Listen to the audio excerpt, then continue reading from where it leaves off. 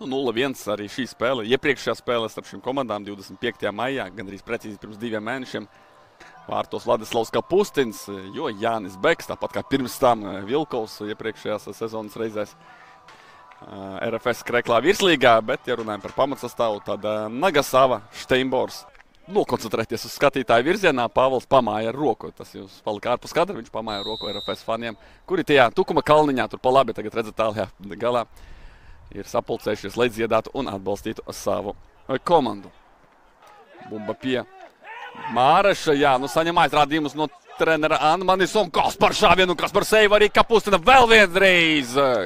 Vladislavs Kapustins 2 reizes paņem bumbu, pirmo reizi atvēra ar tādiem uzvārdiem. Silagadze atnācis no virslīgas pastarītes. Balodis atgriezies, kā šeit nospēlē Brengel, izgājienā 2-1, Tokomnieki te var gūt vārtos. Kaušelīs uz Tokšiem, Samoilovs, bumba būs vārtos. Tokums tomēr, nu gūst vai negūst ātrāk uz 15 minūtes 1 sekunde. Atkārtota agrākā minūte Tukumam un šis spēles sākums pareizi mēs, dārgie skatītāji, jums nolasījām, cik veiksmīgi sāka Tukuma komanda, cik, pat teikšu tā, bravūrīgi iesāka pašpārliecināti. Un vārti ir gūti 1-0, Tukums 2000 telms labā, šeit nav var, te neko arī nevarēs atrast. Citus spēlētājus es šeit nenorādu, ka Cucuru dēļ RFS bija nepārliecinoši, bet tomēr spēle nevedās ar neoptimālāko sastāvu šeit iet to pēc otriem vārtiem, Tukums Krānsvaņa vārds. Krānsvaņas Rīkošets glāb, vēl viens sitiens, un kā glābja šeit RFS, Kristians Kaušalis nobloķēts. Tiks mainīti un...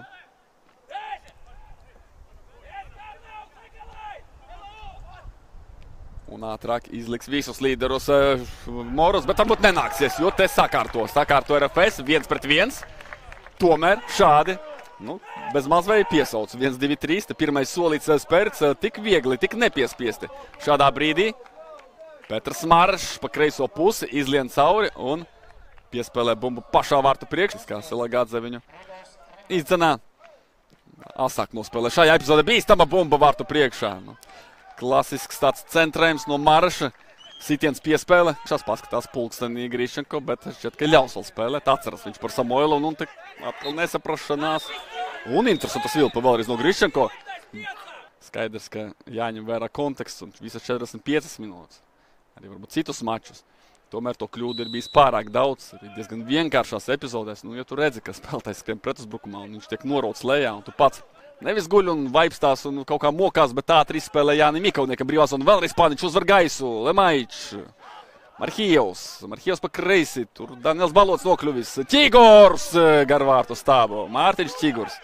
Marašs, Kuadio virzienā, Kuadio par Taronu falu.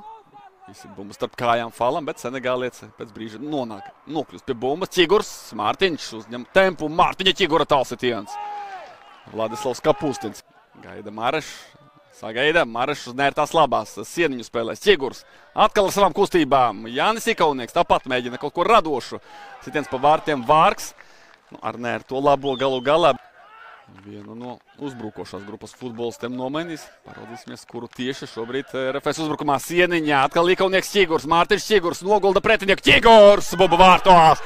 Kāds šāviens Mārtiņam Ķiguram, 60. minūte RFS nokļūst vadībā. Mārtiņš Ķigurs.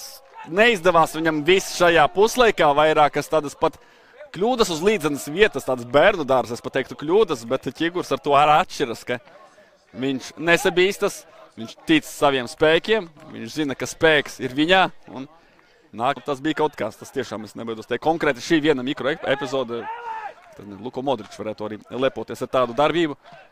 Cita lieta, ka Anmanis nespēja ar plecu bumbu tīri apstrādāt, un fiksēts uzbrukuma pārkāpums. Tālsitiens, nu šādas bumbas ir jāņem Vladislav Kapustin. Nu Kapustin šeit pieviļ un Stefans Paničs, kurš tik daudz triecienu saņēma šī mača gaitā. Tāds dzels vīrs īstā šī vārda nozīmē, kurš nevienā brīdī nesūdzējās, neprasīja maiņu vai pat arī nenarozēja, negāja atriepties pretiniekiem. Turpināja spēlēt savu futbolu, varbūt par to futbola dievs viņu ieskrējās, patīk viņam brīvās zonas, patīk viņam ātrums. Un Svagvu teicami piespēlē Ikauniekam, Ikaunieks bumbu paceļ Ķiguram, Ķiguram jāgust vārtī, neizšaujies cauri bumba. Tomēr šoreiz nāksies Balodim, varbūt ar Prengu, pakonkurēt, pacīnīties par otrā centrā aizsarga vietu. Lipušķeka pozīcijas ir neapstrīdamas. Harunanģī tieši par viņu parunāju, ka mazāk viņu izmantot. pat laikam ir gūtie vārti. Jā, nu vēl viena rupja kļūda Kapustinam. 4-1. Tieši tā. 4-1 RFS labā. Vladislavs Kapustins noguļ šo sitienu. It kā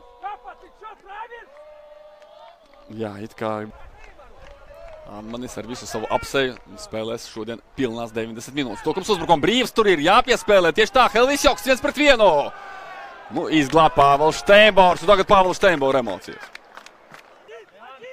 Līgas kalendārā tikai 2 spēles un pret vieglākiem pretiniekiem. Mārtiņš Čigurs izskries 1-1. Mārtiņš dodas pēc 2 vārtiem mačā. Mārtiņš ar kāju Kapustins. Nu, šoreiz gan.